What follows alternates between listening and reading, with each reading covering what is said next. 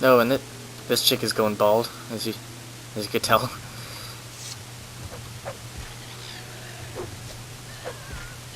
Or she was. Did you not see that? Yeah.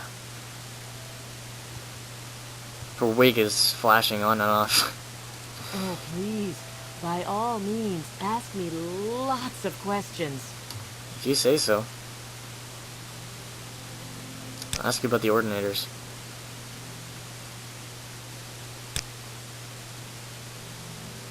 I have you. She wanted an escort. I'll give her an escort, alright. An escort to hell. Except I won't be going with her. You've lost this round. I think I have, actually. Get up! Get up! Oh. I shouldn't have messed with the bald woman. She's secretly a man, and she's kicking my ass. No! Come on! Come on, anus bar. That was originally what my guy was gonna be named. I started with anus, and I just decided to leave it at Anu. Anus bar is from a show called Mission Hill. It used to be on late night on Teletoon. And this character Jim, he goes to Japan for like an office retreat, or just for work or something, and he comes back with all this Japanese merchandise, and he has these food products. One of them is called Fun Umbrella Juice. It comes in a can, and the other one is an anus bar, and it's essentially just a chocolate bar. The things I've kept with me. Who am I supposed to talk to? I think she's in here. Yeah, this should be it. Or her. Not it. Ugh. Okay, it. Yeah, I asked her about the 6th house base. Only one of our troopers returned. He died soon after, horribly disfigured with corpus disease, and out of his wits. This disease drives you mad and, you know, mutates you, makes you bulbousy and fleshy and sick. You will see some major victims. So,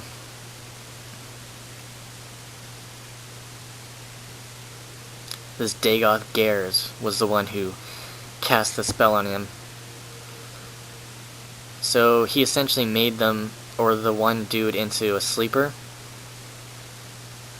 And this corpus disease is the sinful disease of Dagoth Ur. It's how he spreads his madness through flesh, as it says right there. Be with him in flesh. And there is no known cure as of yet. Anyway, you ask about Nyarmok. She marks it down on your map, I think. What, stranger? Yeah, it's right there. So I could just head east, or west. I live on the west coast, and I always mix up my west and east, so I would not last long in the wild. I wouldn't last long in civilization if I didn't know where I was. You can trust me on that. I have been lost in towns before. It's the scariest experience.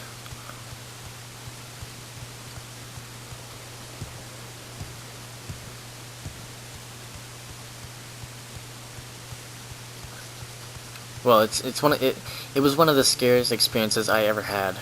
Let's put it that way. It's not one of the scariest things you can ever undergo. I'm sure torture, waterboarding is probably more scary than what I went through.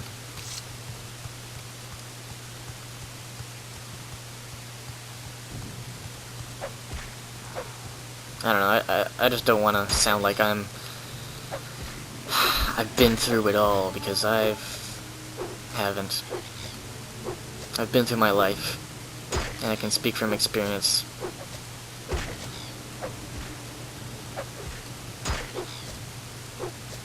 At least when it comes to trauma and horror. Let's leave it at that. I just want to get on with this. We might have to cross some mountains. Oh, should I just fly, do you think? Should I waste this, this wind form on it, or should I just give her? I think I just give her. Should be somewhere I can cross. I just hate these cliff racers. For good reason. I told you that they were the most annoying thing in this game. And was I right? Was I right? I think I was right. I don't really give a shit if you agree with me or not. At least on that aspect. I mean, I like to be I like to reach an agreement with some people on certain subjects. I mean, if we can agree on things that really matter, it'll be fine, but honestly, like, I can't think of a more annoying thing than those cliff racers. They're the most abundant enemies, and they fly. And they're gross. They're like giant bats slash birds. They're pterodactyl like. Oh! What do you know? This is a man. Horse mouth. You sure have a horse mouth. He is a blades trainer.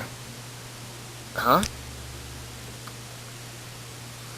So, he offers me training. Blunt weapon, long blade, and axe. Yeah, seriously. He offers me training. And, I'm gonna get my blunt up a little. Just so I can get closer to, you know, reaching a level. And he has these pet guar, which are awesome, because guar are so cute when they aren't trying to kill you. These things make a lot more sense than those alt, or alit, atil, I don't remember. Those alligator things I was talking about? The ones that don't look like they could stand upright, but do. These things are cooler. Somebody once tried to debate with me that you could ride these things, and you can't. Honestly, I'm clicking on it right now. You can't ride them on the computer version. You can't ride them on the Xbox version. You cannot ride these things, even if you found a saddle, which there are none in the game. You can't ride them. It isn't Minecraft. It isn't Oblivion either. It would be sweet if you could ride them, honestly. Like, when they told me, I was like, whoa, dude, really? But I knew they were just drunk, because they were trying to argue with me when they were drunk. I hate people who drink. People who drink constantly, that is. I mean, it is your own decision, to a certain extent. I mean, you may have a genetic predisposition to addiction. You may be influenced by your parents who drink and never learned that it ruined them,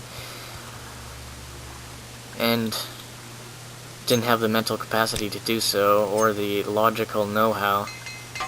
So, you know, it's not entirely your choice. You're influenced by your environment.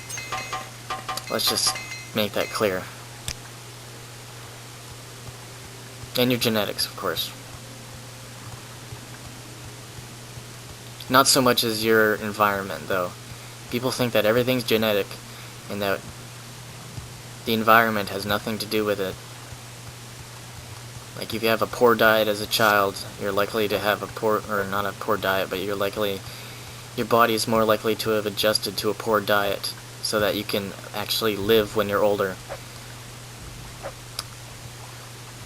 Or you skinny just runs in your family. You know? There's two sides of the coin. One of them makes sense, one of them doesn't. because you will look at that child and see that, hey, they were heavier than the average baby, but then they got skinny. How coincidental. Anyway, that was just a weird rant about genetics and conditioning. What was I actually talking about? Oh, I forget. That thought is long gone. But we're reaching the place,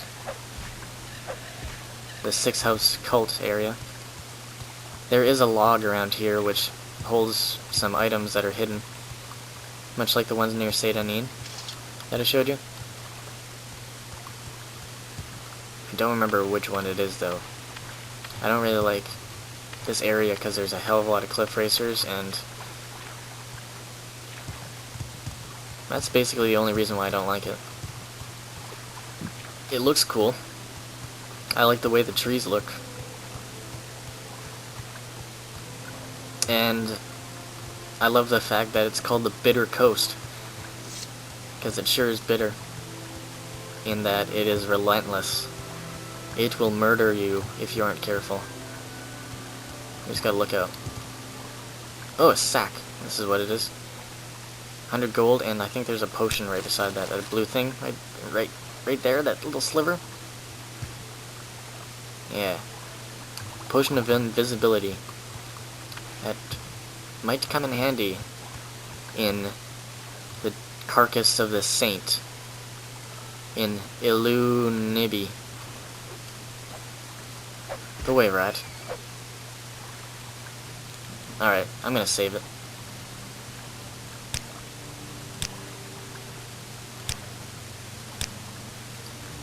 It took me a while to get here. But you know what? We'll keep on going. How does that sound? I'm not gonna stop the video just yet. Even though I like to render videos not shortly after I make them, so I don't have this huge pile of fraps files. Anyway, you can see the resemblance that this place has to the Urshalaku burial caves, except one little difference.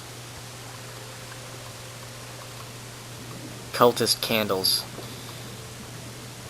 You know how much those cultists love to light candles, don't you? And of course there's no exception. These cultists are frickin' crazy. And there's our first one right there. There's many variations of enemies that the 6th house produces, but these guys are the most common. They are just dreamers. Unlike sleepers, they, well, I guess they, they're trying to make the dream come true, rather than just spreading the word, if you know what I mean. Anyway, this is large wrapped corpus meat. I think they eat this stuff, but what it is bloated, blighted mutant meat that grows off of the victims of the corpus disease. How much pounds are... okay, I got quite a bit of room for stiff.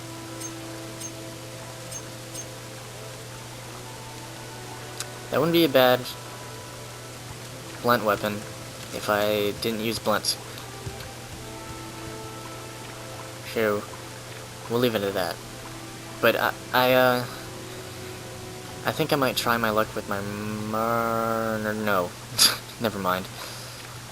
I've yet to find a reasonable trainer for that yet.